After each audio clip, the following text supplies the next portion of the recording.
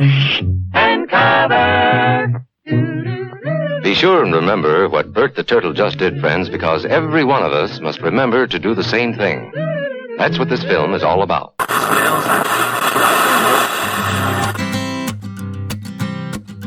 J'ai une forte croyance de médium que le monde prendra fin le soir du Nouvel An. Dites donc, c'est un peu bref comme délai. Sacrifice humain, chien et chat couchant ensemble, hystérie collective, mers et rivières en ébullition, 40 ans de ténèbres et éruption volcanique, des morts qui se lèvent de leur trou. Merde, j'ai pas du tout vécu dans l'optique que Dieu existait, moi. C'est vrai qu'il aurait pu prévoir qu'il y avait un Dieu là-haut.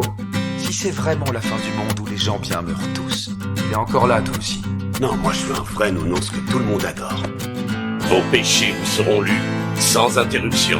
On se relaiera durant l'éternité. Oh, mollo mollo mon coco, tu bosses pour qui déjà, hein? T'es qui pour juger les autres? Hé, d'être des foireux, ça fait partie des droits de l'homme.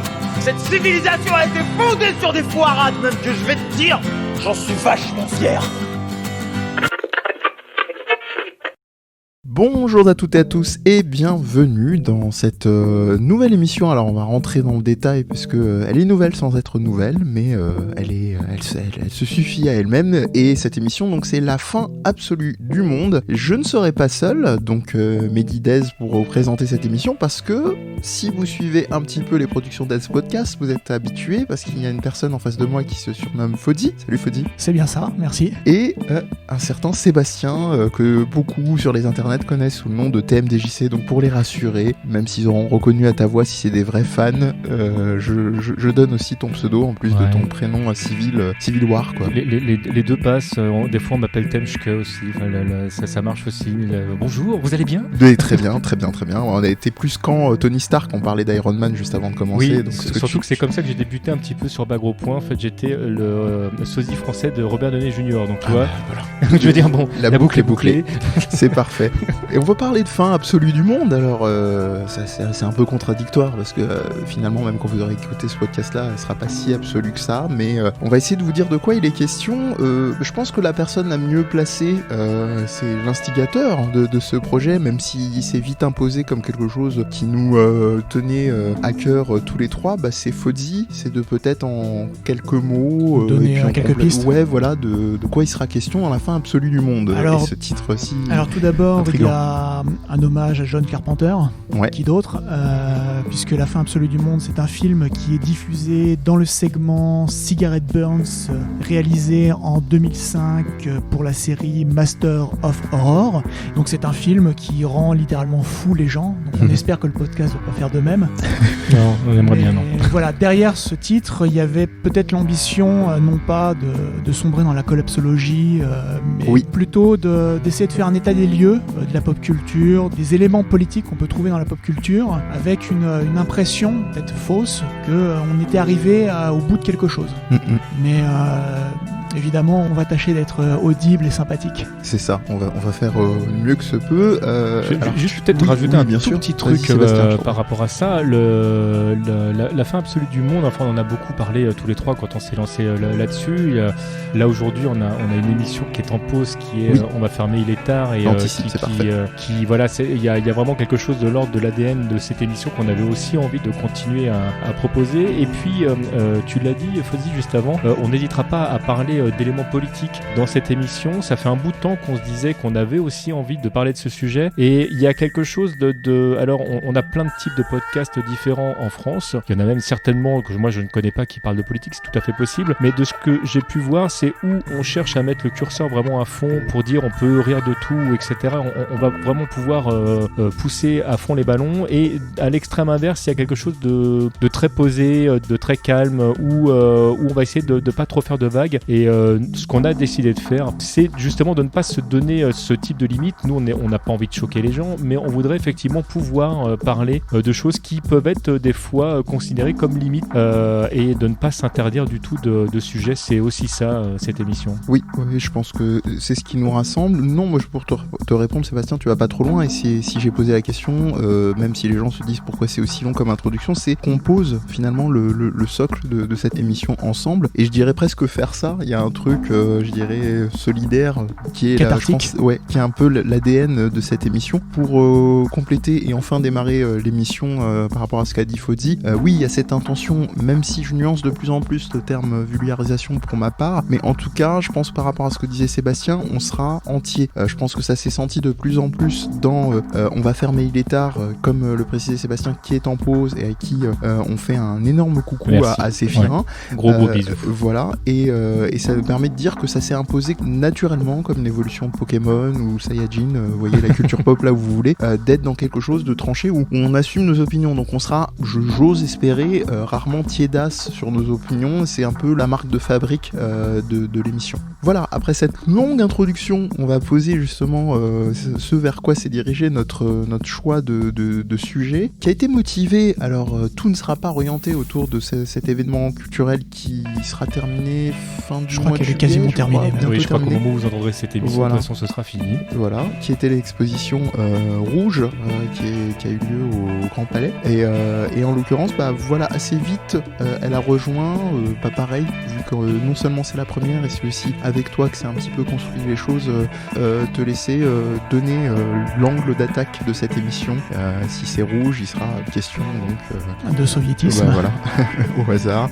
Et voilà, de savoir un petit peu comment est-ce qu'on s'axe sur cette émission-là. Alors, la lettre d'intention, elle est en plusieurs parties. La première partie, ce serait une petite chronique de l'exposition avec un parallèle que tu vas faire autour de The Red Son. Ouais. Et puis ensuite, on va prendre un tout autre registre qui reste quand même assez familier, qui est le cinéma reaganien des années 80, donc toute cette période de films avec les Rocky 4, les Rambo, les Chuck Norris avec Invasion of USA, essayer d'expliquer pourquoi à un moment donné dans l'histoire du cinéma américain, le russe est devenu une figure obsédante du cinéma d'action. C'est un petit peu notre angle d'attaque, et effectivement, pourquoi cette obsession et comment elle s'est exprimée sur des exemples que tu as pu donner plutôt 80-90 et des exemples plus proches de nous, en l'occurrence Red Son, donc on revérifiait avec 2003. Sébastien tout à l'heure, 2003. Voilà, sans transition, parce qu'on en a fait suffisamment avec l'introduction, je me jette à pieds joints dans cette histoire, à savoir donc Red Son de Mark Millar. Alors qu'est-ce que c'est ? Donc c'est Superman Red Son en l'occurrence, donc tout est un petit peu dit, et puis même si vous ne l'avez pas lu, ne serait-ce qu'avec le titre, vous pouvez avoir un ordre d'idée. On est dans ce qu'on appelle une uchronie, donc pour nommer ça simplement, c'est qu'est-ce qui se serait passé sur une base de faits historiques réels si à ce tournant-là, les faits historiques avaient pris cette orientation-là. Le grand classique, c'est qu'est-ce qui serait passé si les nazis avaient gagné effectivement la Seconde Guerre. Fodzi ? Alors, DC est assez coutumier, puisqu'il y a eu plusieurs ouvrages qui ont été consacrés à ces uchronies, donc des What If. Ça, voilà, c'est ça, c'est le terme technique dans le monde des comics. Il y a Flashpoint Paradox, que j'ai pas lu. Par contre, ça je l'ai vu, c'est la Ligue des Justiciers Dieu et Monstre, et dans lequel la Justice League est une Justice League beaucoup plus violente. Donc avec c'est rien de le dire. C'est rien de le dire, ouais.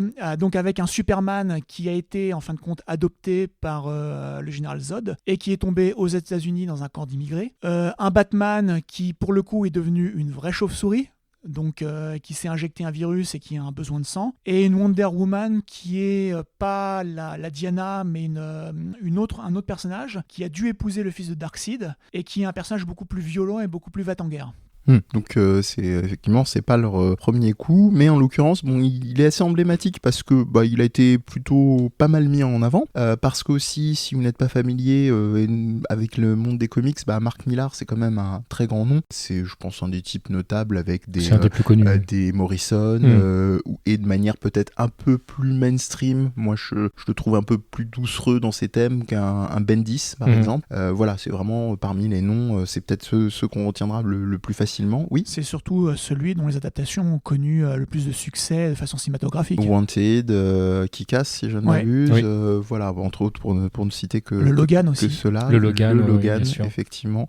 Alors là, quelle est la proposition ? C'est très bien, Fodzi l'a dit, donc moi, ça m'évite de m'apesantir un peu plus. On est sur une uchronie donc, qui rejoint un concept très connu de DC et Marvel également, qui sont les What If, que se serait-il passé si ?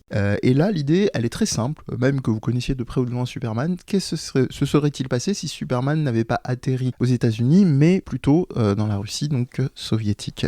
Ce qu'on dit en fait, c'est tout simplement, en fait, ça se joue à quelques minutes. En fait, il y a un décalage de quelques instants, et comme la Terre tourne, voilà, Superman a juste en fait décalé son point d'atterrissage. Et en l'occurrence, il y a évidemment sur une annonce pareille, il y a toujours un truc très tarte à la crème. Hein, ça, je pense que si vous êtes venu découvrir cette émission-là, vous allez vite avoir ce bagage qui vous permet de vous dire ça. Mais le premier truc qui à l'époque m'avait rassuré à la lecture et dans l'après-coup, c'est un truc tout bête. Je savais que c'était Millar, et je savais que Millar n'était pas américain. C'est bête, hein, mais il est anglais, donc je me suis dit peut-être que dans le traitement, je pense ne pas m'être trop trompé, mais globalement, je trouve que c'est peut-être une des choses qui a été les plus réussi en termes d'écriture sur ce genre de sujet ou en tout cas de décryptage, de lecture de la Russie soviétique qui a pu être fait en comics.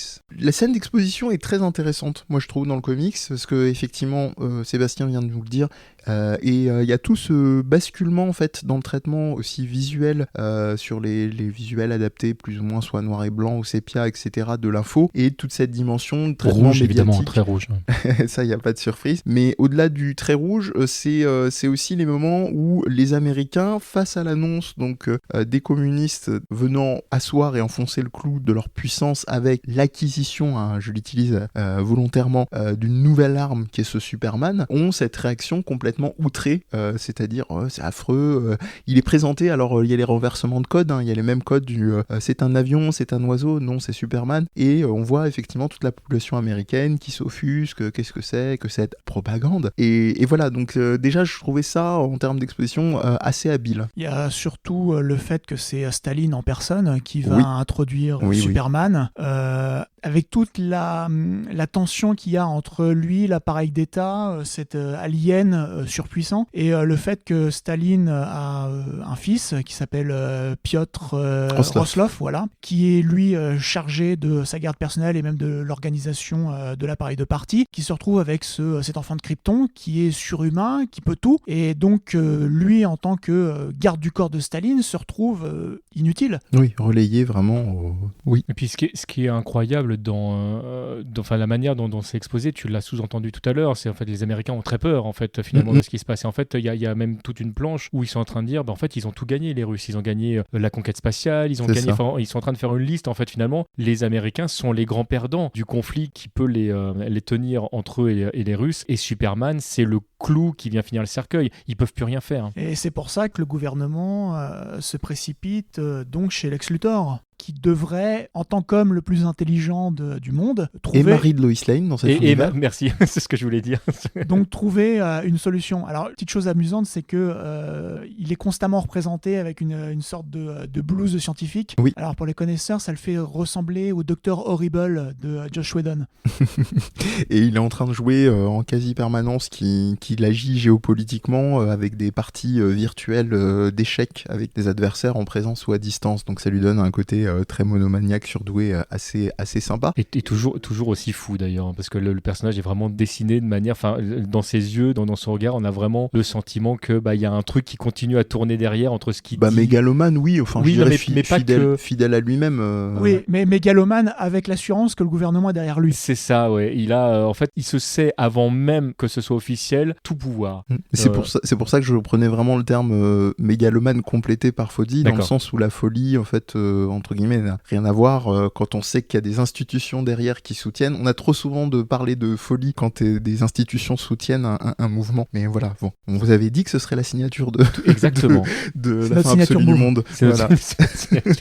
Et en l'occurrence, on a, je dirais, si Sébastien vous parlait de liste, si on devait faire une checklist, les hommages et les parallèles avec la grammaire et les codes de référence du comics et de DC Comics sont très réussis. Vous avez cette scène d'exposition, vous avez une séquence où Superman vient aussi sauver sur les terres américaines, effectivement, je crois que c'est une chute d'un satellite ou un truc comme ça. Alors, d'abord d'un satellite, oui, et puis le satellite va faire que ça va toucher le Daily Planet, donc il y a la planète qui se casse la figure, et en fait tu le vois sauver un petit garçon et sa maman en lui donnant son ballon. en lui tendant son ballon. Donc on a vraiment la scène d'exposition, je dirais prolongée, ça marche aussi bien que la scène d'exposition de Up là-haut de Pixar. Voilà, je vous renvoie encore une autre référence qui n'a rien à voir, mais là-dessus c'est très maîtrisé. Alors ensuite on a la partie dont parlait Sébastien, donc ce fameux Piotr Rostov, donc fils de Staline, et j'ai beaucoup aimé justement ce basculement-là, je le trouve très très subtil, quelle est ma place encore auprès de lui, etc. Et c'est là que je trouve que au niveau du comics, le bas commence à blesser,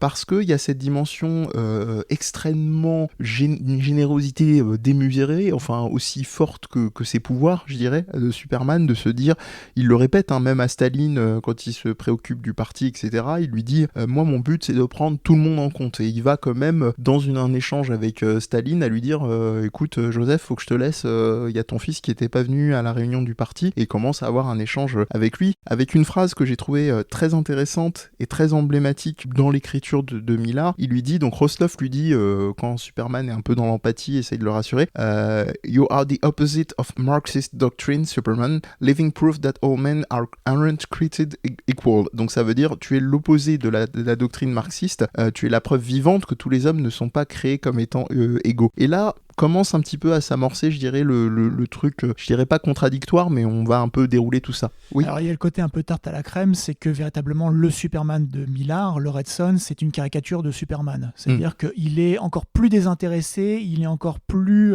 au service de sa patrie qu'il ne l'a jamais été dans les différents comics lorsqu'il était dans le camp américain. Ouais. Et c'est à tel point que finalement les femmes qui peuplent sa vie ne l'intéressent pas. Oui. J'enchaînerai juste après, mais tu mets vraiment principalement le doigt sur ce qui m'embête et l'angle de là dans cette émission sur Red Son. On a l'impression qu'il y a une espèce de trame de culpabilité permanente, c'est-à-dire se dire on peut traiter du communisme et on va essayer de le faire de manière différente, et ça vire un petit peu à une tendance bisounoursesque, on va dire c'est tout est beau, tout est joli, donc si maintenant on peut traiter du communisme avec le recul qu'on en a et le fait que quand même les Américains et nous, notre pop culture occidentale au sens large, on a été des salauds sur la représentation jusque-là, un peu comme si on s'achetait une seconde chance en faisant ça dans Red Son. Il a une manière de décrire finalement, parce que son enfance n'est pas écrite, mais on y fait référence à de nombreuses reprises, et la justification c'est qu'il a été élevé comme ça, c'est-à-dire que clairement il a été élevé de manière à ce que la patrie passe avant tout le reste, donc le peuple de manière globale, et il a pris pour argent comptant, sans mauvais jeu de mots, cet aspect-là pour en faire son mode de vie. Et effectivement, quand on le regarde de l'autre côté, on sait très bien, alors moi je suis pas russe, j'ai de la famille de ce côté-là, mais j'ai été élevé en tant que Français avec des codes français, etc.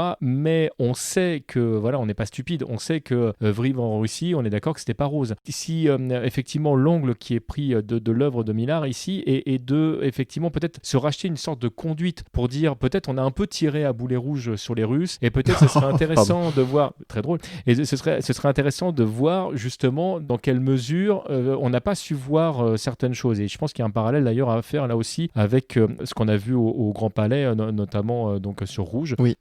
Mais pour terminer et clore mon propos, je sais pas si c'est tarte à la crème, je sais pas si c'est bisounours, certainement que ça l'est. Moi je pense, mais quand même assez convaincu. Ce qui est intéressant, en fait, on ne regarde pas une œuvre russe, on n'est pas en train de lire un Superman russe véritablement, on est en train de lire une œuvre qui est la vision d'un Anglais qui vit aux États-Unis de comment ça se serait passé si Superman était russe. C'est encore, ouais. On est vraiment dans quelque chose de c'est un prisme, c'est une idée, c'est une proposition, et c'est pour ça que je ne sais pas dans quelle mesure en fait je le lis en tant que bisounours Nico Hokes, parce que de toute façon ce n'est pas la réalité. Elle est intéressante parce qu'elle met en lumière nos propres défauts. Je dis nos propres défauts, je parle pas de nous en tant que Français, mais vraiment le côté américano-européen. Justement. À travers ça. Alors, c'est biaisé, c'est maladroit, forcément, mais c'est un outil. Mais quand je te dis bisounours, c'est justement dans cette dimension, alors je vais être un peu réducteur, mais très judéo-chrétien, quoi, de cette idée qu'on se rachète comme ça une seconde chance par ce traitement-là qui est, entre guillemets, plus juste, mais mainstream. Mais au-delà de tout ça, je pense que vous allez comprendre assez vite, c'est qu'il ne va pas être question de Russie, mais plutôt de comment se définit en creux l'Amérique en expliquant ce qu'étaient les Russes et les soviétismes. Voilà. Et en tout cas, Sébastien, tu as souligné un point qui, je pense, qui reviendra souvent dans nos émissions, c'est qui parle en fait du sujet. Ça, c'est quelque chose qu'on a très fortement dans les sujets d'actualité aujourd'hui, que ce soit sur la dimension de discrimination, de se dire c'est très bien d'engager effectivement un point de vue, mais il y a toujours la préciosité des personnes concernées sur un sujet. Il y a un truc très important lorsque on vous fait des leçons d'histoire, comme le font notamment les politiques, c'est que l'histoire est toujours vue sous le prisme d'une espèce de grande continuation où finalement chaque acteur politique est au fond un peu l'héritier des réformes de ses prédécesseurs. Ouais. En gros, les politiques s'inscrivent dans une logique de dire je suis le continuateur de, alors ouvrez les guillemets, Napoléon, les pyramides, le code civil, voilà, les Gaulois. Les garants d'une certaine culture en fait finalement, comme si c'était représentant d'eux. Mais voilà, pour accrocher les wagons, pour accrocher les wagons, le fait est que dans la discipline et dans l'explication universitaire de l'histoire, il y a une chose qui est très importante. C'est d'expliquer l'histoire non pas à partir des grands hommes, mais plutôt d'expliquer quel était le paysage intellectuel, culturel, moral des personnes qui parlaient. Et quand on fait une chronique de l'histoire où on explique que finalement l'histoire est une grande continuation, c'est pas le cas. Ça n'existe pas. Et c'est là où on voit finalement que le projet Red Son, même s'il y a des éléments, enfin personnellement, je vous invite vraiment à le lire, ne serait-ce que sur le fait de vous tailler, comme toutes les œuvres qu'on va vous conseiller ici, hein, même si vous êtes en désaccord, nous on est toujours des fervents supporters de l'idée de les voir et de vous faire, une opinion. Mais voilà, là comme je disais, où le bas blesse, donc ce sont ces dimensions-là. Il y a une deuxième partie, Fodil l'expliquait en filigrane, il y a d'autres personnages. On aura le personnage de Bizarro, et puis surtout on aura le personnage donc, de Wonder Woman, qu'il rencontre à une soirée mondaine assez vite dès le premier numéro, et où là les enjeux, alors c'est intéressant parce que ça donne une figure de good guy à Superman, si tant est qu'il en avait encore besoin d'une dans une version alternative, au sens où effectivement Staline, son obsession c'est que ça marche bien pour qu'il puisse faire des héritiers de son parti, hein, de son fantasme. On est presque dans une logique de Hara. Oui, complètement. Bon, voilà, on sent qu'il y a quelque chose qui est quand même un petit peu évacué de ce qui aurait pu avoir comme enjeu et comme réflexion peut-être un peu plus poussée. Je nuance juste la notion de good guy, c'est juste qu'on est en 2003 et que c'est à une époque où Superman est un personnage qui va commencer à être à nouveau recreusé, parce qu'au départ, c'est vrai que Superman, c'est le gentil, point final. Mais c'est vraiment une époque où on veut le tuer, on veut le réinviter, on en fait parfois une sorte de fasciste en fait dans ses idées. Donc le côté good guy de Red Son, il est nuancé par toutes les productions de l'époque aussi. En gros, le principe de Red Son, c'est que c'est un bad guy qui s'ignore. C'est ça, oui. Pour moi, c'est plus ça. Il veut être en droite ligne, pour moi, hein, de ses idées, de la manière dont il a été élevé. T'as l'impression, en fait, qu'il tire ses lourds bagages, en fait, avec lui, et qu'il doit être, à l'instar des grandes statues russes, il doit être nickel, et en fait, il oublie certains aspects de ce qu'il peut être, et de le danger qu'il peut même représenter, pour coller à l'image qu'il croit devoir donner. Mais ça, c'est un récit qui s'est construit sur l'héritage de The Dark Knight de Miller, où dans lequel Superman est une icône, c'est même pas un être humain, c'est une image. Hein. C'est une image, et dans lequel l'intérêt, c'est plutôt ce que Bruce Wayne va projeter sur Superman et comment il va réussir à le déboulonner. Puisque voilà, enfin le sous-texte de tout ça, c'est de dire que Superman, il est la transcription exacte de l'idéologie environnante. Il sera ni plus ni moins, et il cherchera constamment en tant qu'étranger, en tant qu'alien, d'être le porte-parole des dominants. Et donc d'une certaine façon, de chercher une crédibilité de la part du pouvoir en place. Mais malheureusement, ça ne va jamais plus loin. En tout cas, vous avez les idées, je dirais, en germe de tout ce qui a été évoqué par Fozzi, Sébastien et moi-même. Moi, je vous invite, au-delà de lire l'œuvre, si vous ne l'avez pas déjà fait, ou de la relire, un article qu'on vous mettra en lien. En plus, il est gratuit. Donc, c'est un chercheur qui s'appelle Tim Lanzendorfer et qui a écrit donc, un article très intéressant sur les limites, effectivement, de Red Son. C'est pour ça que je ne voulais pas aller trop loin, ni dans l'intrigue du comics, pour vous laisser vraiment pleinement essayer de vous faire au maximum votre idée. Et puis de prolonger sur ce qu'on a pu vous dire, donc qui s'appelle Superman, Red Son and the Politically Unconscious Hand of the Cold War, donc Superman, Red Son et la vision politique inconsciente de la fin de la guerre froide. Donc voilà, là lui, il explique très clairement, hein, pour vous résumer son article si vous n'avez pas forcément l'envie ou le courage de le lire, que en s'appuyant sur des lectures d'historiens et de littéraires comme Umberto Eco, qui a fait beaucoup de lectures et de relectures de Superman, que ça fonctionne pas, et on arrive soit sur un copier copier-coller de la vision capitaliste d'une certaine Russie, ou alors on arrive sur un truc un peu tiède qui fait que il y a rien qui est exploré jusqu'au bout de ce qu'aurait pu permettre cette uchronie. Voilà, en tout cas pour moi c'est ma fin absolue du monde momentanée.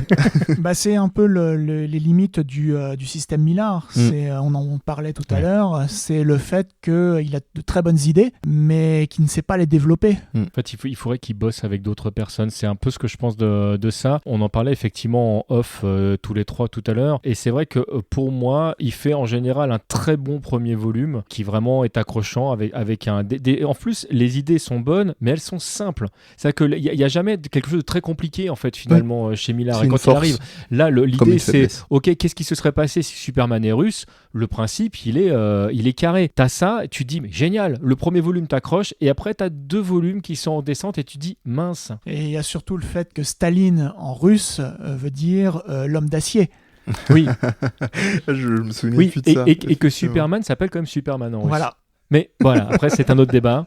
Non, on est d'accord. En tout cas, ça me remémorait un autre comics que je trouvais peut-être un peu plus drastique dans le traitement et plus intéressant que ce Red Son. C'est Supreme Power, que je trouve justement par aspect dans le côté complètement jusqu'au boutiste très intéressant, qui explore effectivement des dimensions du champ de... On parlait de mégalomanie, mais à la limite effectivement de la dangerosité pour un parti, voire pour le monde, parce que ça prend vraiment une portée complètement folle dans Supreme Power. En tout cas, je vous en reparlerai certainement. Je vais m'arrêter là, en tout cas pour ma part. Une petite parenthèse, du coup, Red Son, il est trouvable aujourd'hui encore très facilement. Il a été réédité en 2013 et c'est voilà. Tout à fait. Justement, lors de l'exposition, il y avait pas mal de volumes en présentation.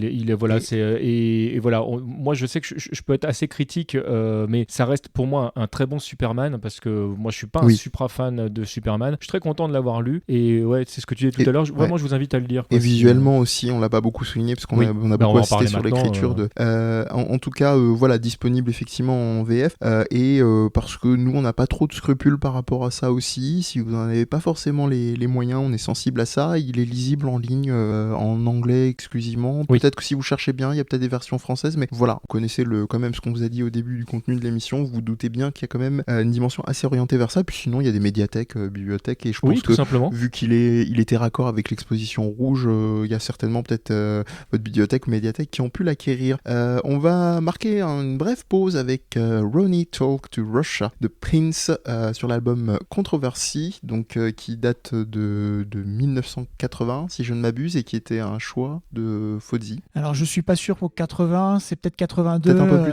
82. On pourra peut-être rectifier ça. D'accord. Mais oui, enfin écoutez Prince. Prince n'est pas mort, contrairement à ce que dit Modinor.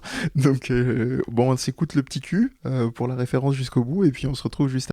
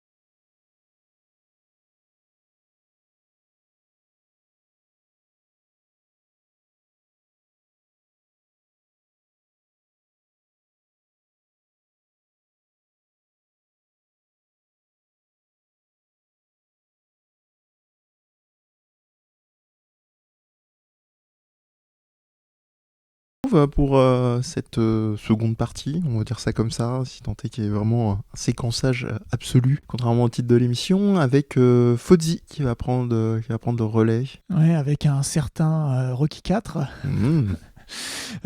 Disons que lorsque on a posé le projet, ou plutôt le sujet, il était question de quel film pouvait illustrer le soviétisme tel qu'on l'a connu, et tout de suite j'ai pensé au cinéma réganien des années 80, parce que on l'a connu, on l'a vécu même, parce que étant enfant, il y a beaucoup de cassettes que j'ai enregistrées, comme les Rocky 4, les Rambo 3, Rambo, voilà.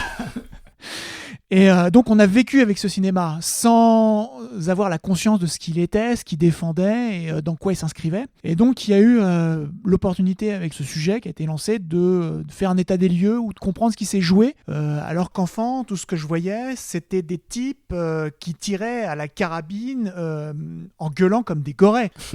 Qu'est-ce qui se passe ? Donc la première chose, ça a été de savoir ce qui s'est passé historiquement. Parce que finalement, le cinéma réganien, il s'est construit après une période de détente. C'était une période de ce qu'on appelait la politique d'endiguement. Donc on était dans une... moi j'avais Poetic Lovers. Et une double détente. Ouais. Donc une politique de non-prolifération. Donc en gros, les Russes, aussi bien que les Américains, essayaient de mettre la pédale douce sur le militaire, sur l'armement, tout en essayant de discuter avec ce qu'on vous connaissez sous le nom du téléphone rouge, qui évidemment n'était pas rouge, donc qui ressemblait plus à un fax. Mais voilà, c'était une période de discussion, avec bien sûr des tacles, des coups de pied au cul, mais en gros il y avait la conscience que le fléau nucléaire pouvait détruire les deux partenaires, et donc c'était pas une bonne carte à jouer. En plus, il s'inscrivait dans la logique de réel politique qui était incarnée par quelqu'un comme Kissinger qui était un des très proches conseillers de Nixon.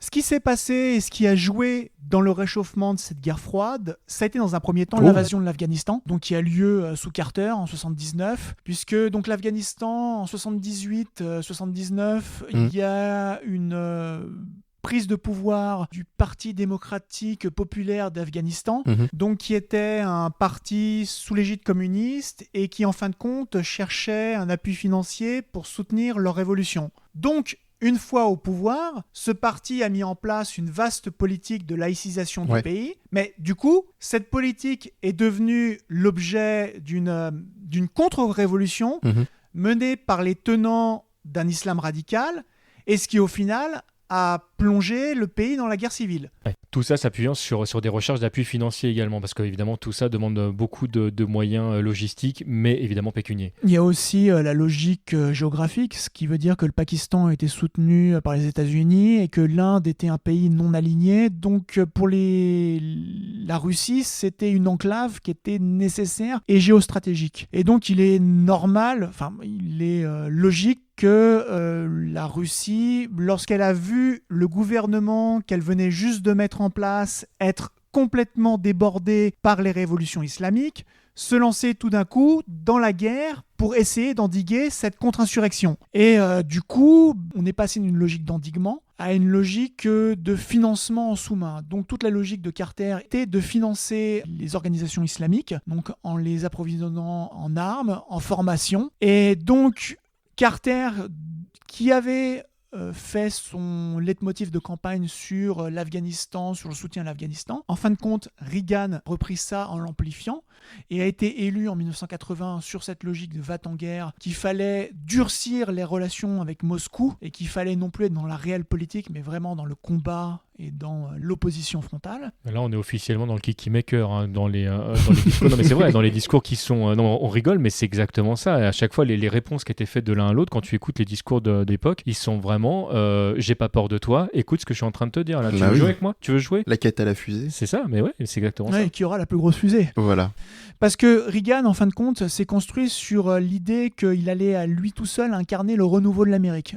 Vous avez pu le voir récemment avec Trump et sur Make America Great Again. Il y avait l'idée d'un volontarisme économique, d'un volontarisme militaire, même d'un volontarisme culturel. Le fait de dire que l'Amérique était un grand pays, qu'on avait dépassé le doute des années 70, où finalement il y avait une négation du héros américain tel qu'on le connaissait. Et tout ça, finalement, c'est devenu le corps de ce qu'allaient être les nouveaux dogmes et la nouvelle doctrine américaine. Et ça va très loin parce que même sur certaines petites lois, je pense au fait de pouvoir notamment utiliser des productions commerciales pour en faire des dessins animés, par exemple, qui étaient interdits auparavant. L'arrivée de productions comme Les Maîtres de l'Univers, par exemple, ou ce genre de choses, où là, tu pouvais vraiment vendre. En fait, c'était de la publicité en dessin animé de 20 minutes. Ça, c'est des choses qui n'existaient pas auparavant. Reagan a complètement assoupli ça. Et l'image même des États-Unis a radicalement changé, même par ces petites lorgnettes. En gros, l'industrie culturelle ne se construit pas dans une déférence vis-à-vis de la politique. Alors parfois, ils prennent le mors aux dents en disant c'est l'actualité, il faut le traiter. Et surtout, il y a le côté très pragmatique, c'est-à-dire que quand aujourd'hui la doctrine Reagan dit notre leitmotiv, c'est d'expliquer que l'Amérique est grande et que les Russes sont des salauds, quand on met en place cette vision politique de l'Amérique, on a des subsides de l'armée américaine, c'est-à-dire que ils nous financent, ils nous prêtent des chars, ils nous prêtent des porte-avions, ils nous prêtent des hélicos. Donc si on veut faire un cinéma à grand spectacle dans l'Amérique reaganienne, si on adopte la politique actuelle, tout d'un coup, le film va bénéficier de sources de financement énormes. Mais ce qui est incroyable, c'est que dans beaucoup de productions, finalement, que ce soit au cinéma ou même, je pense, à des séries télévisées du grand public, certains épisodes de K2000 où vont intervenir des Russes notamment, on a toujours l'impression qu'il y a le méchant russe qui dirige, mais que de ce méchant russe, finalement, en fait, il y a les Russes qui subissent et qui aimeraient, en fait, finalement, être américains comme les autres Américains. Ça, c'est toutes les histoires du grand Hollywood. C'est-à-dire, si tu regardes aussi les transpositions, là, je sais pas pourquoi, mais à t'entendre parler, j'avais des images des 7 mercenaires, qui est une transposition d'un truc vraiment ancré dans la culture japonaise, du paysan japonais, une révolte qui vient d'une certaine raison, qui est transposée donc dans les 7 mercenaires avec des Sud-Américains, pour faire basique, chicanos, mexicanos, qui se retrouvent effectivement comme ça à subir, et cet élan américain qui vient les sauver de ceux qui peuvent pas penser, pas rallier une résistance suffisante. Voilà. C'est le grand fantasme américain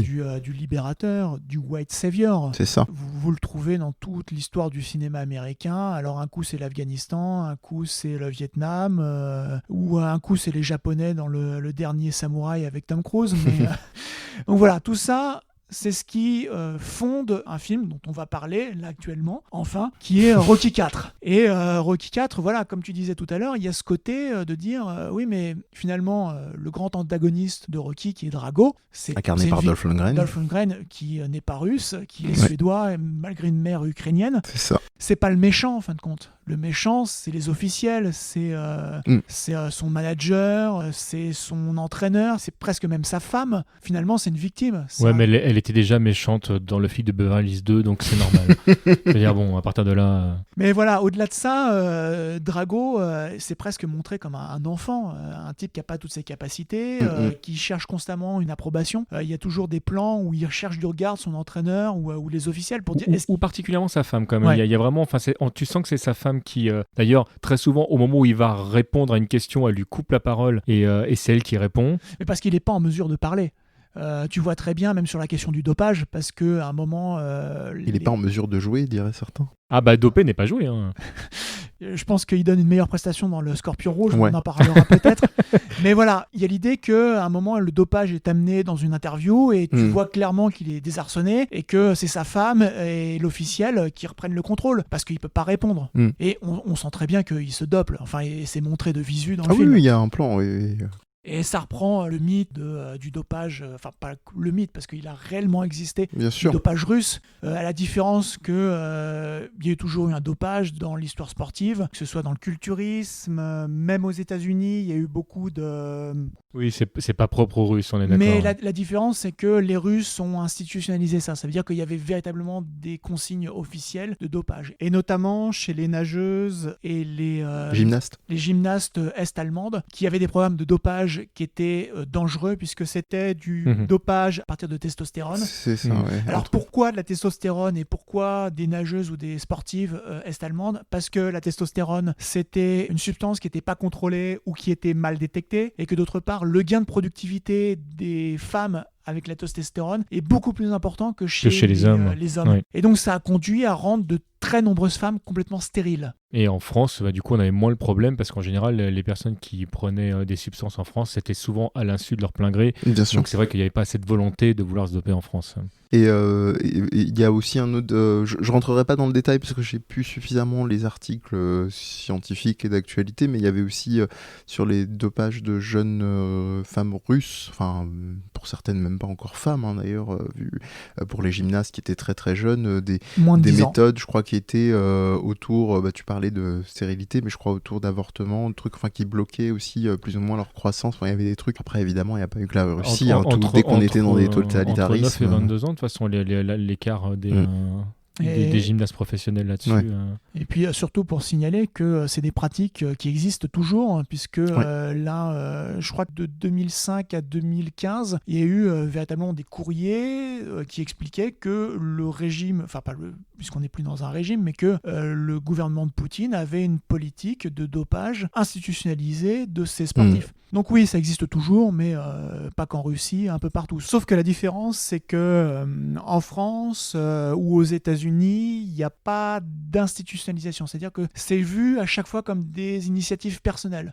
Oui, donc ça ne fait pas système. Sébastien en parlait en plaisantant, mais Festina, il y avait eu pas mal de témoignages justement là-dessus, dont la femme de Willy Wundt, c'est ça si on ne fait pas preuve d'humour du tout, il y a eu des choses très dures.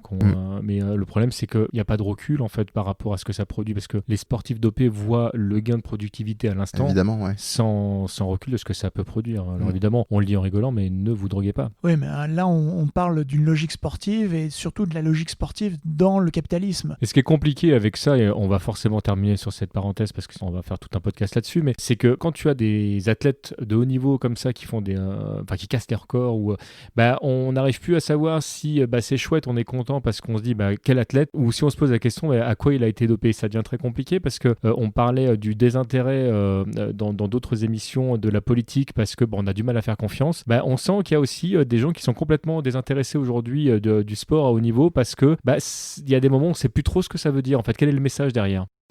Donc voilà, pour accrocher les wagons sur l'entraînement sportif, il y a un motif dans Rocky IV qui est la mise en parallèle de l'entraînement de Drago et l'entraînement de Rocky. Alors l'entraînement de Drago, il est montré comme un entraînement ultra technique. Complètement. Même Drago est caractérisé comme... presque plus un objet ou un outil que... Oui, comme le nouveau iPhone G5, G6. mais pour aller plus loin, ce qui est très intéressant, c'est que vous remarquerez qu'il y a certaines images ou certains plans qui ressemblent trait pour trait en fait, à certains entraînements que faisait l'homme qui valait 3 milliards. Donc on a vraiment le côté machine qui est mis en avant de Drago, qui n'est plus finalement un être humain, mais un super être humain. C'est incroyable. Il y a deux choses. Il y a un petit film en 1984 qui est sorti d'un réalisateur méconnu, un certain James Cameron. Je connais pas. Voilà, qui met en scène... Il a fait Piranha 2, je crois. Voilà. Ah oui, c'est lui. Et voilà, en regardant Rocky IV... Merci, pour le thème. Donc voilà, en regardant Rocky IV, on peut pas faire l'économie de dire que Stallone a vu Terminator et a essayé de coller à cette mythologie futuriste. Et même l'esthétisation, honnêtement, moi je trouve ça, alors ça veut paraître contradictoire, mais l'être humain est fait de contradictions. C'est magnifique esthétiquement, je trouve ce truc sur fond blanc avec toute cette poussière, la lumière est maîtrisée, les injections qui sont faites dans ses bras, les moments où il fait le cardio avec cette lumière comme ça tamisée. Les lignes rouges qui sont répétées constamment. Ouais, c'est à la fois anxiogène et esthétiquement c'est sublime. Anxiogène. Surtout vis-à-vis de la musique, puisqu'il y a un morceau presque le leitmotiv de Drago qui ressemble à du Carpenter. C'est des notes de synthé très technologiques. Et même par rapport à Terminator, dont tu faisais le parallèle sans le nommer, on voit clairement une prédomination du fond noir et comme ça de cette chose qui sort de l'obscurité. C'est vraiment et d'ailleurs, flagrant. Dans le discours des officiels, il n'est pas montré comme un humain, il est montré comme un produit de la science soviétique. Ça rejoint Red Son, dont on parlait tout à l'heure. Et ce qui est très intéressant, c'est que quand à un moment dans le match, Rocky Balboa va finir par asséner enfin un vrai coup à Ivan Drago, il revient s'asseoir et puis il y a son entraîneur qui fait, tu vois, c'est pas une machine, c'est un être humain. Et parallèlement à ça, l'autre s'assoit et dit, c'est pas possible, c'est pas un être humain, c'est une machine, il encaisse des coups. Et il y a une sorte d'inversion qui se fait. Et alors je vais pas, parce qu'on a dit qu'on en reparlerait un jour, mais pour moi, vraiment, à ce moment-là, il y a un autre message caché qui est pas en lien avec la Russie du tout, mais c'est Stallone qui dit quelque part à Schwarzenegger, t'as vu en fait, je peux te mettre un coup qui peut te casser. Et là on revient au parallèle de Terminator. Pour moi effectivement la manière dont Dolph Lundgren interprète Draco a vraiment quelque chose du Terminator. Alors là on fait un peu de... Du crossover. Non, oui, du crossover, mais du crossover anticipé, puisque je vais parler d'Universal Soldier. Ouais. Universal Soldier, c'est des cadavres de soldats du Vietnam qui ont été truffés de machines et congelés et qui réagissent comme des robots. Et finalement, c'est quand ils se prennent un coup dans la gueule qu'ils commencent petit à petit à se recomporter comme des êtres humains. Et finalement, c'est ce qui arrive à Drago, c'est que à force de se prendre des coups, il commence à avoir une individualité et à vouloir gagner le combat non plus pour le peuple, la Russie, mais pour lui, pour sa fierté. Et ça le réveille. Quoi. Voilà, c'est un truc qu'on va retrouver dans Creed 2, où finalement, est-ce que véritablement Drago est devenu humain ? Ah, il est dans Creed 2 ? Oui, il est dans Creed 2. Parce que voilà, en gros, pour faire une petite parenthèse, c'est que Drago va revenir avec son fils. Et son fils qu'il a dressé comme une machine pour vaincre Rocky ou son héritier spirituel. Ouais. Qui est quand même le fils du mec qui l'a tué. Voilà. Enfin voilà, c'est... Et toute la logique si tu nous regardes et toute la logique et l'enjeu du film, c'est de savoir est-ce que Drago va traiter son fils comme un fils et non plus comme un ou comment lui a été traité tout simplement. De toute façon, est-ce qu'il va reproduire en fait ce qu'il a toujours connu. Et il y avait aussi un autre élément que je trouve très important et qui est pas assez cité dans la caractérisation de Drago, c'est je crois l'héritage des James Bond. Je suis pas sûr que des gens... Voilà, soyons fous. Je suis pas sûr que beaucoup de gens aient vu ça sous cet angle, ou du moins je connais pas ces écrits-là, mais je pense que toute la logique de Boogeyman vient en partie des porte-flingues James Bondiens. En fait, très rapidement, dans les James Bond, les films se structurent autour d'un grand méchant, donc qui est toujours un intellectuel, sophistiqué, et il est toujours secondé d'une sorte de sous-fifre indestructible. Alors, vous avez en tête Jaws, qui est dans... Requin, si tu nous entends. Voilà, donc l'espion qui m'aimait, je crois. Mayday, donc Grey Jones dans Dangereusement Vôtre. Et finalement, ce personnage qui est indestructible, qui peut tordre du métal, qui peut se prendre des coups, qui peut même se prendre des balles, et qui continue à marcher, finalement, ça a contribué à créer des gens comme Michael Myers, ça a créé les Boogeyman comme Jason Voorhees. Ça a créé sa version à Nintendo 64, voilà. Incroyable. Et le côté bondien, le côté arien, tu le retrouves dans Drago. Et d'ailleurs, ce qui est amusant, c'est que j'ai regardé la filmo de Lundgren, et Lundgren a joué un tout petit rôle dans Dangereusement Vôtre. Mais oui, c'est vrai. La révélation. Et c'est son premier rôle. Sortons les dossiers. Mais oui. Et donc voilà, en gros, quand Stallone fait ça, il met en forme un imaginaire cinématographique qui lui préexiste pour créer l'espèce de concentré parfait du méchant absolu. Et évidemment, c'est un méchant qui marche très bien et qui marche même presque beaucoup mieux que Clubber Lang. Pour moi, Rocky 4, c'est un peu Rocky 3 revu, mais à l'économie, sur un côté minimaliste. Ouais, très très. Alors, le film ne fonctionne pas sur beaucoup de points, mais sa force, c'est son minimalisme. C'est-à-dire qu'il taille l'intrigue jusqu'à la serpe, même jusqu'à faire passer Apollo Creed pour un imbécile. Ah, j'irai pas jusqu'à là. Mais on digresse. Il y a quand même 2 scènes où ils parlent tous les deux, je trouve, qui sont super intéressantes, notamment où tu sens d'ailleurs que Stallone incarne un Rocky Balboa qui n'est pas cultivé. Il y a un moment donné, t'as Apollo qui dit « Moi j'ai bouffé du lion, je vais le défoncer », et l'autre qui s'embête et qui dit « Bah moi j'ai déjà été au zoo, mais du coup j'ai jamais mangé de lion ». Et l'autre il rigole, il dit « C'est une expression ». Et suite à ça, il y a une conversation où il finit par lui expliquer « Tu sais, c'est eux contre nous. Et quand ce sera terminé, tu comprendras ». Et ce qui est intéressant, c'est qu'Apollo, c'est pas que quand ce sera terminé, lui il sera plus là. Et effectivement que Rocky comprend, mais c'est pas juste c'est eux contre nous. En fait, il le dit à un moment donné, c'est que c'est moi contre moi, je suis en train de vieillir. Et d'ailleurs, Rocky lui dit, t'es sûr que c'est pas contre toi que t'es en train de te battre En fait, c'est à lui qu'il a des choses à se poser. Je pense pas que ce soit un imbécile, Creed. C'est un mec qui est en perte de vitesse et qui a pas envie. C'est pas du tout un imbécile, c'est pas ce que je dis. Je dis juste que le film aurait peut-être mérité à passer plus de temps et à donner véritablement plus de relief à son envie de finalement pas disparaître en tant que sportif. Et pourtant, c'est dit, hein. Il lui dit, quoi qu'il se passe, tu ne jettes pas l'éponge. Et il lui répète, il dit, quoi qu'il se passe. Mais je veux dire émotionnellement, c'est-à-dire que le film va trop vite pour ça. Et c'est ce qui donne justement l'impression qu'il est c'est un imbécile. Moi, il y a un truc que je n'ai pas du tout aimé dans le film, c'est les séquences clipesques. C'est-à-dire que quand Stallone trois reprises,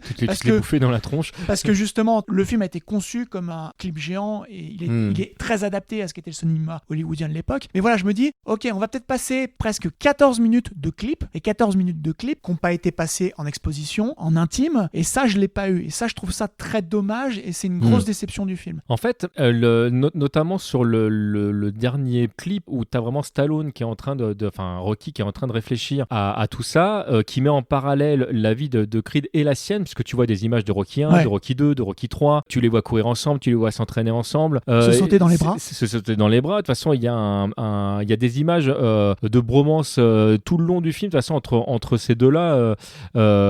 C'est les images de bromance des années 90 avec celles de Commando, Stallone. Mais il y a plus de sensibilité, il y a même plus d'érotico-gay en fait dans c'est plus lyrique. Dans les images de Rocky. Ouais, peut-être, mais c'est pas. Enfin, ce que je dis n'est pas du tout péjoratif. Tu dis ça parce que t'aimes pas la peinture camouflage, tu préfères les vraies couleurs bariolées. Non, tu peux pas me dire ça, pas à moi. Non. Je te rappelle que je fais partie de nous trois, celui qui a fait l'armée.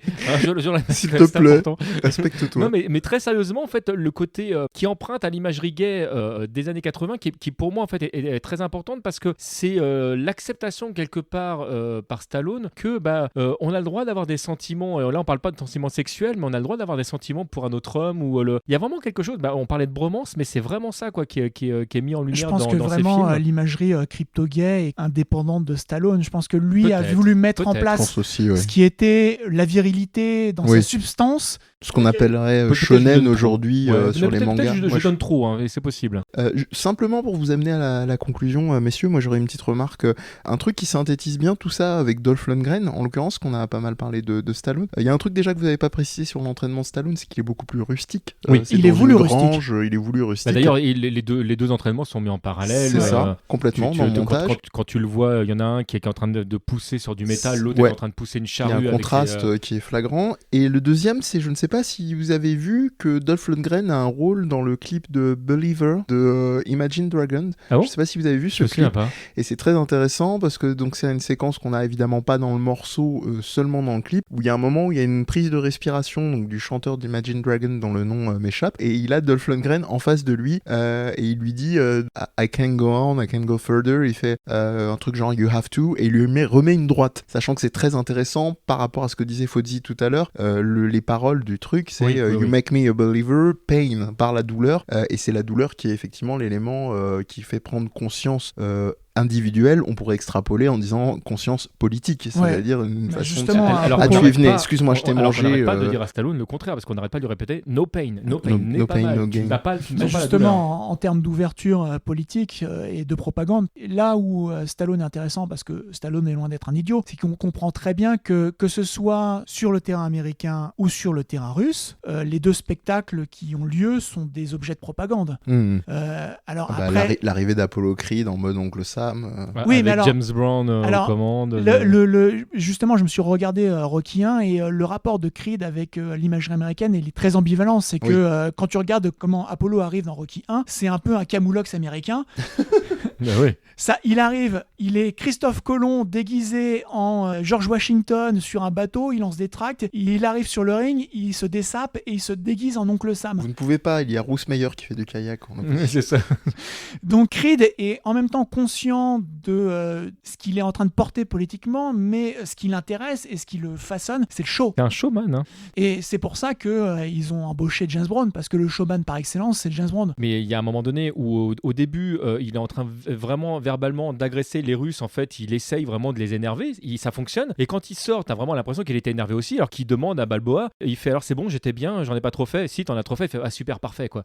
Disons que voilà, pour conclure, il y a le côté un peu ambivalent de Stallone de jouer sur les deux registres, de dire je fais un film politique reaganien, mais en fin de compte, sans y toucher, je dis finalement c'est pas la politique qui compte, c'est le sport et c'est la boxe, et c'est ce qui se passe entre ces deux boxeurs qui sont sur le ring, et que toute la propagande soviétique ou tout le festival James Brown, c'est du surplus.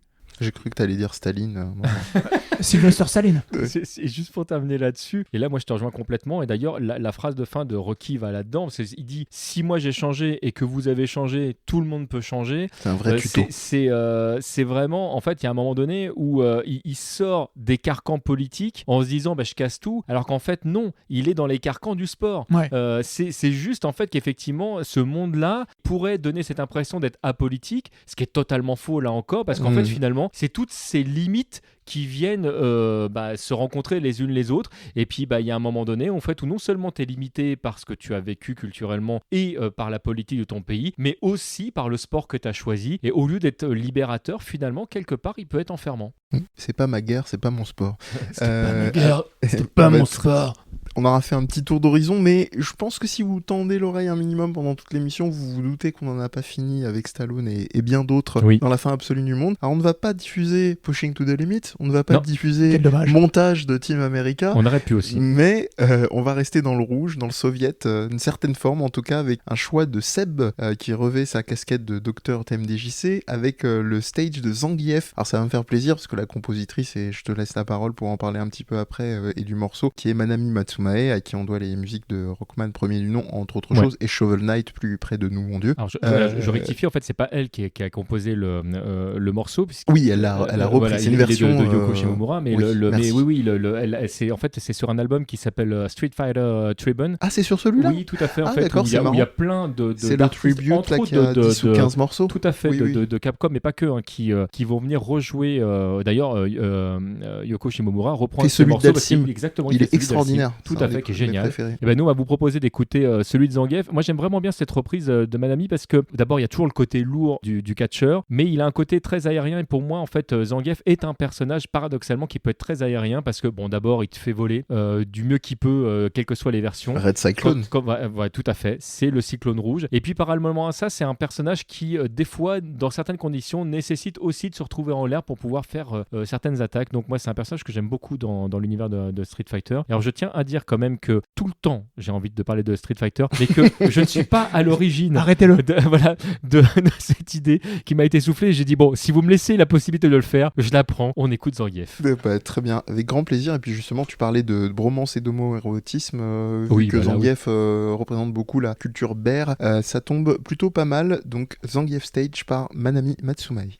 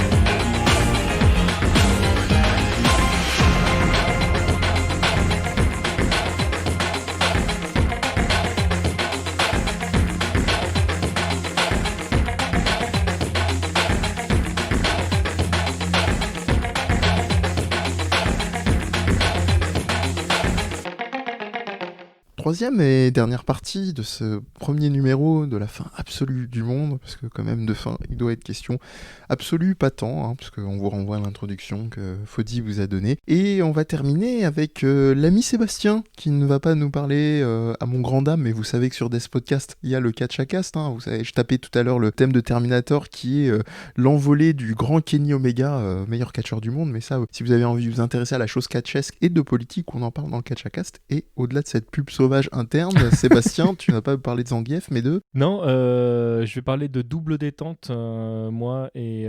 T'es pas un peu trop relax, déjà ? Ouais, je trouvais déjà qu'on se un petit peu lâché, qui s'appelle Reddit dans sa version originale. Mais alors, double détente, le terme est très bien choisi, puisque ça fait suite politique, la politique de détente, et double détente, c'est que ce soit du côté américain et du côté russe, on va se détendre, quoi. Bah ouais, on va essayer de faire ça. Alors, je suppose que dans le choix français d'origine, à mon avis, c'était plus le côté, effectivement, la détente liée aux armes à feu, mais effectivement, je pense que de manière maladroite, le titre est particulièrement bien choisi. Alors, c'est marrant, je commence déjà par une parenthèse, parce que j'aime bien ça. Allez, enchanté. On a discuté en off avant de démarrer l'émission, et j'ai revu évidemment toutes les œuvres dont on parle là, parce que moi j'aime bien avoir les œuvres fraîchement dans la tête pour pouvoir en parler. Et j'avais pour moi oublié à quel point Rocky IV était un bon film, et j'avais oublié pour moi à quel point en fait Double Détente n'était pas un bon film. Et on en parlait en off de choisir. Du coup, avec Faudy qui disait pour moi c'est l'inverse. Du coup, j'ai trouvé ça très drôle. Ça va être saignant. C'est cool parce qu'en plus c'est quand même nous qui avons choisi les films. Voilà, donc vous repérez la haute teneur masochiste des chroniqueurs. Je vais faire ma parenthèse pour vous dire que le réalisateur de ce film c'est Walter Hill, à qui on doit plein d'autres trucs, mais de toute façon on va pas partir sur le name dropping, mais tu voulais... Oui, juste je voulais citer Sans Retour en 1981 et surtout The Warrior en 1979. Bon, j'allais pas le faire, hein. Vous notez que c'est pas moi qui l'ai fait. Oui, mais bon, il y a un quota cinéphile à assumer. C'est le Pierre Tchernia. Voilà. Mais mais t'as raison, il faut le et c'est lui aussi qui a produit avec David Giller la saga des Aliens. En parlant d'Aliens directement, la bande originale est de James Horner. Alors pas pour Alien du coup en lien direct, mais parce qu'il a fait plein de trucs aussi, notamment avec des extraterrestres. Un jour, je pense qu'on fera un truc là sur la BO de Commando aussi, Horner. Et Titanic. Et là, je suis pas ironique. Je précise pour Titanic, il y a rien qui est merveilleuse. D'accord, c'est vraiment lui. D'ailleurs, on aime ou on n'aime pas, mais moi j'ai beaucoup d'affection pour. Non, celle-là, oui, c'est celle que je voulais un peu oublier. Voilà, mais j'ai beaucoup d'affection pour la BO de Titanic. Moi. Mais pas pour Céline Dion.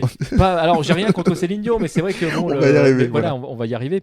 Alors, c'est quoi Double Détente ? Double Détente, c'est un film un peu space qui date de 88, qui est à classer dans deux cases différentes. C'est à la fois un policier, comme beaucoup de policiers de l'époque. C'est alors d'ailleurs, j'ai deux cases, je dirais même trois cases, parce que c'est clairement un film d'action, mais c'est surtout un body movie, comme il s'en faisait beaucoup à l'époque.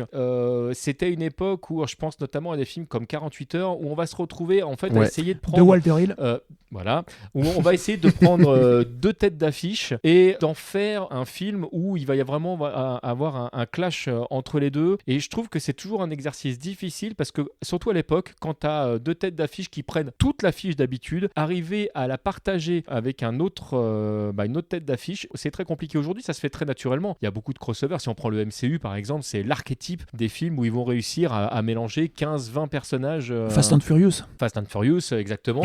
Le Seigneur des Anneaux, ce genre de choses. Il y a un moment donné où on dit tu vas voir en fait plein de têtes d'affiche. Alors Seigneur des Anneaux, c'est un petit peu compliqué parce que des fois il y a des têtes d'affiche qui sont devenues des têtes d'affiche parce qu'il y a eu le Seigneur des Anneaux. Mais bon, après Mais on a perdu cette tradition-là. Ça fait un peu chauvin en France, je trouve.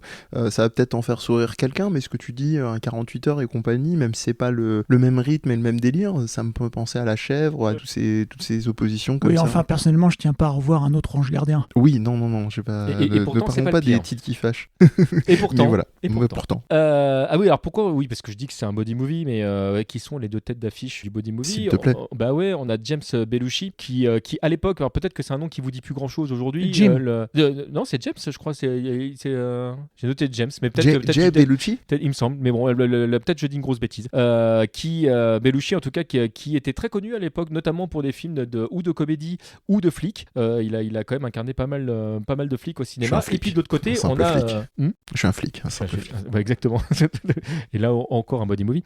Où on va retrouver de l'autre côté, évidemment, on a Arnold Schwarzenegger. Bon, là, là, il n'y a rien à dire. Là, il y aura à dire, putain. Le chêne autrichien. Voilà, et si ce n'est que là, une fois de plus, il incarne une sorte de Terminator et qui justifie son accent autrichien en étant russe, ce qui était quand même la meilleure justification du monde. Ever. Ah non, mais là, franchement, génie, j'ai envie de dire.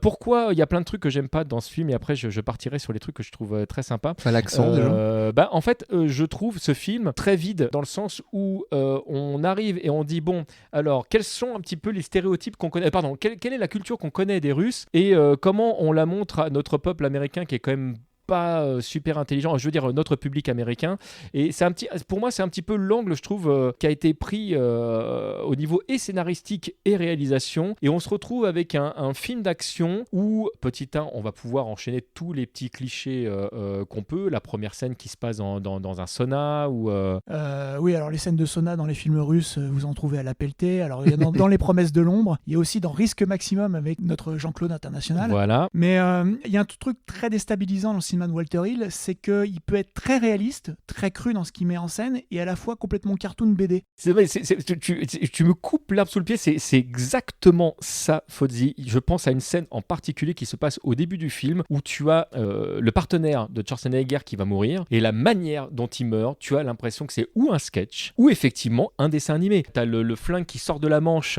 il prend 2 balles, ça ne se voit absolument pas, il tombe, il bouge plus, et c'est plein de sang. Le sang, tu l'as pas vu sortir. Enfin, il y a un truc, c'est au niveau de la réalisation, c'est ultra maladroit. Et d'ailleurs, c'est très amusant parce que le curseur va être poussé très loin, parce qu'il y a un des personnages qui à un moment donné va se travestir pour tuer quelqu'un, et ça se voit à certains moments que c'est une réelle femme qui joue vraiment le rôle, et que c'est quand il meurt, en fait, on voit que c'est un homme déguisé. Enfin, la manière dont c'est mis en scène de manière maladroite, je trouve. On va essayer de jouer sur des clichés. Alors bon, voilà, je remets les choses dans le contexte, hein, on est en 88, l'humour oppressif, il est à son paroxysme, mais c'est pas très grave parce que ça fait partie des choses qui sont naturelles à l'époque. Sur mon barème, il est over 9000. C'est ça, c'est exactement ça. Le Vegeta vient de t'envoyer un message pour dire qu'il était d'accord. C'est ça, exactement.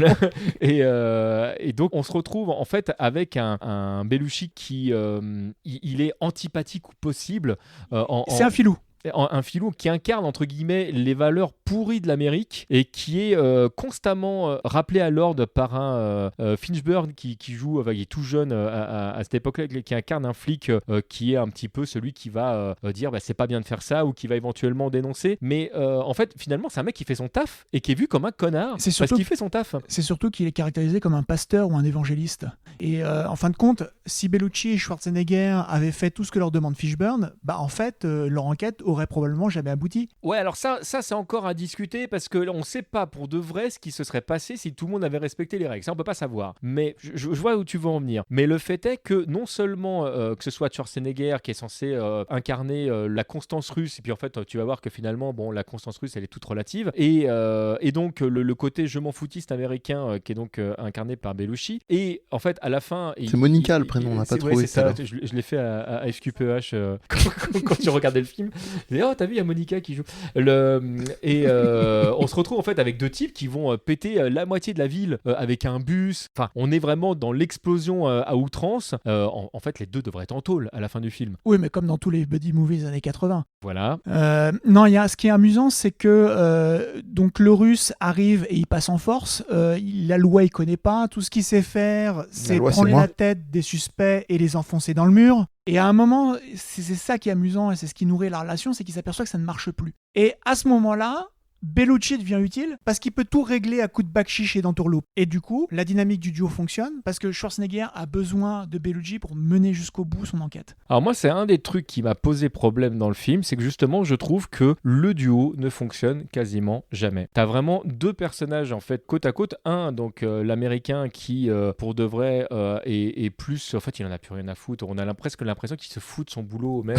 C'est un mec qui est complètement désabusé, qui essaye de rire de tout et qui voudrait que les autres rient avec lui, mais en fait il n'a pas de copain en fait véritablement. Et le Russe qui est dans son truc, a sa mission, qui est une fois de plus une sorte de Terminator et qui va jusqu'au bout de son truc. Il y a tout le discours autour de la décadence américaine, et on l'avait esquissé dans du capitalisme. Oui, du capitalisme. Il y a la scène où Schwarzenegger allume la télé dans un hôtel miteux, et la première chose sur laquelle il tombe, c'est un porno. Et on le voit avec la gueule des fers en train de dire capitalisme. Mais voilà, au-delà de cette critique, il y a à la fois une détestation du Russe, mais aussi une sorte de fascination réputation, pour sa vertu. Sa vertu, oui, mais aussi sa discipline. Et d'une certaine façon, que ce soit Stallone ou Walter Hill, le Russe est là pour rappeler aux Américains à quel point ils sont tombés bas. Parce que finalement, les Russes, dans ce qu'ils sont, dans ce qu'ils incarnent, ils sont peut-être plus vertueux, ils sont peut-être plus courageux, ils sont peut-être plus disciplinés que nous.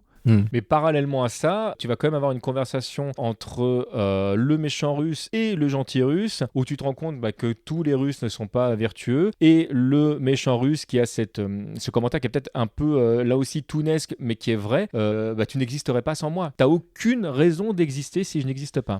Et justement, d'une certaine façon, Rostavili, qui est incarné par Ed Orosz, qui est un Américain, c'est un criminel sans foi ni loi, on peut pas l'arrêter. Il faut vraiment lui envoyer un bus dans la gueule pour arrêter ce type. Il est indestructible. Pas parce qu'il est fort, parce qu'il peut tout faire. Il peut tabasser des gens, il peut les tuer, il peut les écorcher. En gros, ce film, il est un peu le précurseur d'une nouvelle façon de présenter le russe, sous l'angle de la criminalité. Indestructible. Oui, ça me dit quelque chose. Il peut tout faire comme Anne Hidalgo avec les bus à Paris. Et alors, cette double détente au regard soviète, qu'est-ce que... Au-delà de te faire souffrir de... Alors, du côté, une fois de plus, du côté soviète, et d'ailleurs, c'est à nouveau le même problème, c'est dans le sens où c'est une fois de plus un regard américain sur ce qu'on croit être l'Union soviétique. D'ailleurs, très souvent, on n'arrête pas de les appeler des Russes ou des Ruskov dans le film, et à chaque fois, eux précisent et disent non, je suis soviétique. Tu sens bien que même là, timidement, il y a un constat qu'en fait, on les connaît pas, on ne sait pas qui ils sont, et beaucoup de Russes ne sont pas incarnés par des Russes dans le film. Par contre, il y a un côté très positif, c'est que quand même, et c'est rare dans les films américains de cette époque, il y a toute une partie du film qui est en russe. Schwarzenegger parle russe à un moment donné, pas que d'ailleurs, quand ils sont dans le sauna, quand ils sont dans le premier rang, tout ce qui se passe en Russie, et il va se passer un truc très particulier sur la fin, c'est qu'à la toute fin, il y a un moment donné où je suis en train de chercher son nom, le méchant russe parle avec Schwarzenegger. Rostavili. Merci, Rostavili. Et pourquoi cette partie-là, en fait, il va se mettre à lui parler en américain, comme si en fait le fait qu'ils étaient aux États-Unis, ça y est, il avait passé quelque chose. La méthode assimile. Voilà. Le fait est que la Russie était complètement impénétrable au tournage américain et qu'il faut véritablement attendre Reddit pour que des équipes américaines soient autorisées à tourner en Russie,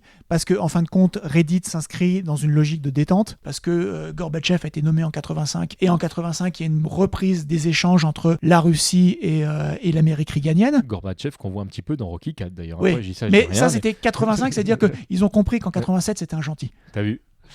Mais voilà, au-delà de ça, même Rocky 4, il n'y a pas un seul plan qui a été tourné en Russie. Ça a été tourné à Jackson Hole, dans le Wyoming, je crois, pour tout ce qui est la cahute d'entraînement. De Stallone, ouais. Et je crois que la salle où s'affrontent Rocky et Drago en Russie a été en fait tournée au Canada. Donc voilà, c'est juste concrètement tourné à l'étranger, ça aurait coûté une fortune à la production, et de toute façon, Stallone n'aurait jamais eu l'accord des Russes. Parce qu'ils ont écouté du Cabrel, c'est pour ça.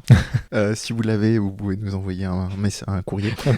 Un courrier, j'ai dit pas un mail. Donc, est-ce que vous pensez, entre guillemets, on n'en a jamais fait le tour et de toute façon ça figure plein d'autres choses, ou peut-être un dernier mot sur cette double détente Sébastien, on te laisse le mot de la fin. Un dernier mot, oui. Je suis un peu dur avec ce film, et c'est très facile d'être dur avec ce film parce qu'on est en 2019, on a découvert plein de choses depuis. Évidemment, c'est un film qu'il faut revoir dans son contexte historique, c'est évidemment super important.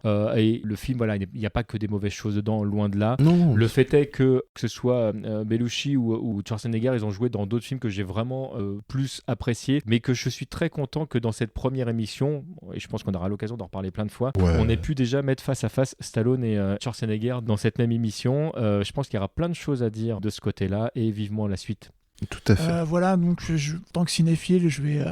En remettre une dernière couche. Voilà, une dernière couche, désolé. On t'appelle Dulux Valentine dans le... Non, c'est... L'inscription du russe dans le cinéma américain, on l'a un peu survolé. J'aimerais donner quelques dates et quelques films en vrac. Tout d'abord, Firefox, l'arme absolue de Clint Eastwood. Alors là, qui est sous l'angle du film d'espionnage qui n'a pas été tourné encore une fois en Russie, qui a été tourné à Vienne, je crois. Donc c'est Clint Eastwood qui est dépêché en Russie pour aller trouver un super avion, à défaut d'un supercoptère. Et vraiment, la Russie s'est montrée sous l'angle du film d'horreur. C'est-à-dire que tout le monde est en train de se regarder, tout le monde est en train de s'espionner. Les officiels russes sont un peu partout au coin de la rue. Donc, il y a un climat très, très oppressant. Je voulais aussi parler de Gorky Park de Michael Apted, tourné en 1983, et qui lui aussi se passe en Russie, avec pas des Russes, mais des acteurs qui jouent des Russes. Et une histoire de... Il y a des Russes, je crois, dans les acteurs, non ? Il y avait pas ou des gens d'origine russe, il me semble. Hein. Enfin, toujours est-il que le principe du film est de regarder cette fois la Russie de l'intérieur, avec une histoire centrée autour d'un gradé russe, qui est incarné, je crois, par William Hurt, et qui va enquêter sur une série de meurtres liés à un trafic de zibeline. Alors la zibeline, c'est une sorte de fourrure, et au cours de son enquête, il va finalement découvrir que ses supérieurs sont à la tête de ce marché noir. Alors évidemment, c'est un film très très américain, mais c'est plutôt plaisant à suivre et finalement assez sobre. J'ai bien écrit. Enfin, c'est un peu des films qui sont sur l'envers, qui sont un peu moins caricaturaux, peut-être moins intéressants, parce qu'un Rocky IV, c'est toujours... moins grand spectacle. Voilà, en fait, moins grand spectacle. Voilà. Ça demande plus d'efforts de rentrer dedans, peut-être. D'ailleurs, par rapport à Firefox, je conseille fortement l'original plutôt que son remake Chrome, qui est vraiment, vraiment moins bien, mais ça, c'est très, très personnel.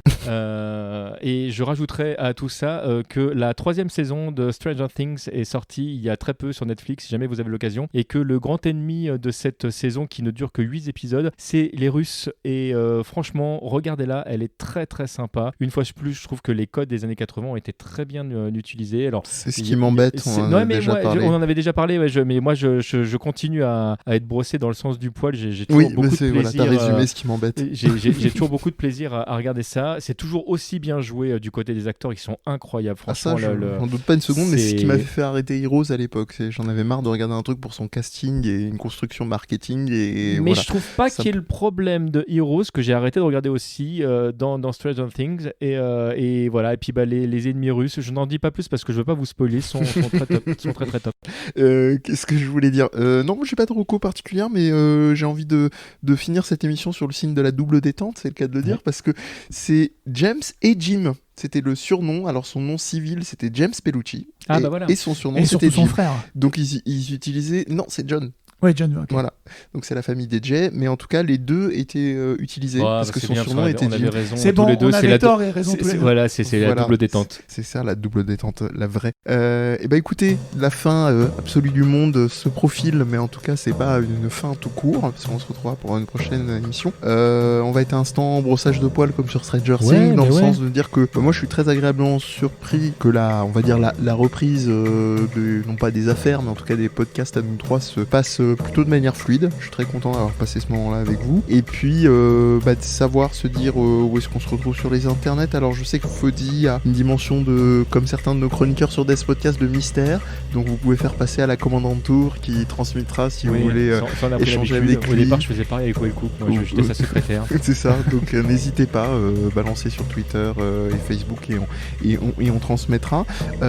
Sébastien, écoute, moi on me retrouve toujours avec TMDJC, les 5 lettres, vous me trouvez tout partout. Alors si c'est le underscore, c'est pour Twitter, effectivement. Enfin, dès que vous allez taper TMDJC sur Twitter, de toute façon vous allez me retrouver, puis ce sera marqué sur ma bio de toute façon que je fais partie de ce triptyque. Oui. On sera vraiment très content pour de vrai d'avoir vos retours, que vous pouvez notamment adresser à des podcasts directement. Exactement, donc à titre perso, parce que là c'est le but, donc c'est Mehdi, donc @D_Mehdi MEHTI tiré du dessous, ou du 8 comme on dit. Et puis sinon, Death Podcast, DEEZ podcast au pluriel. N'oubliez pas le S à la fin, mais on n'est pas beaucoup là-dessus, à part que ça se rapproche de 10 heures, mais sinon on trouve très facilement Facebook, Twitter, Instagram. On vous mettra, enfin moi en tout cas je m'y engage, on vous mettra probablement des photos de l'exposition, parce que c'était un petit regret, mais c'est aussi une manière pour nous, je pense, de prolonger la chose, avec des petites annotations probablement, donc restez veillés au grain. On avait vu l'ancêtre du Shoryuken pendant l'exposition d'ailleurs. Il y a même un caméo de David Bowie et de Manuel Valls. Celui de Manuel Valls, c'était merveilleux. Je crois que je l'ai pas pris en photo, c'est dommage, mais c'est pas grave. En tout cas, il y avait Emmanuel. On a beaucoup rigolé. Incroyable. On s'est bien amusé, et Dieu seul sait que ça s'y prêtait pas forcément, mais très très belle exposition. On vous dit ça un peu en mode genre salaud qui vous annonce ça alors que l'exposition sera finie, mais bon, il reste des catalogues qui avaient l'air effectivement d'assez moi bonne facture. J'ai parcouru le bouquin qui est vraiment très bien. Je trouve ça très cher honnêtement. Un catalogue. Voilà, je comprends. mais bon, là, je trouve ça toujours dommage que la culture coûte si cher. Mais voilà, vous retrouverez non seulement tout ce qu'il y a dans l'exposition, mais d'autres trucs qui sont marqués. Voilà, donc le bouquin est vraiment très très bien. Exposition rouge. Et pour terminer, je pense qu'on peut rajouter que si jamais, parce que moi en tout cas je scruterais, si jamais les gens font un hashtag la fin, non c'est attends que je le dise bien correctement, c'est la fin absolue du monde. Ouais. Voilà, donc hashtag la fin absolue du monde, je l'ai bien dit. Donc tu t'engages à lancer. Ah ouais, je m'engage à regarder les faire des tweets très courts, des hashtags. Oui, parce que du coup, 240 caractères. Il reste plus grand chose. Bon, saloperie capitaliste encore une fois. Philippe. Sur ce, très chers amis, merci. Et puis n'hésitez pas si aussi on est ouvert, hein, si vous avez des suggestions, pourquoi pas lâcher, comme on dit, des coms, des étoiles. Oui, mettez-nous 5 étoiles. Oui. Voilà, on n'est même pas dans forcément une demande de don pour l'instant. En tout cas, c'est pas d'actualité, mais au moins si, ça. Moi, je vais vous laisser mon rib. Alors, mais en tout cas, ça permet d'avoir un feedback et puis pas de faire ça, on va dire, en vase clos, parce qu'à chaque fois, on croise des gens, on leur dit qu'est-ce que vous en pensez, ils nous disent c'est plutôt chouette ou machin, mais c'est vrai que on manque de feedback. N'hésitez pas. Le mot de la fin, Afodi. J'ai envie de dire, pour reprendre Red is Dead, adieu Yuri. Pourriture de communiste ignorante. Allez, ciao. Ciao. Ciao.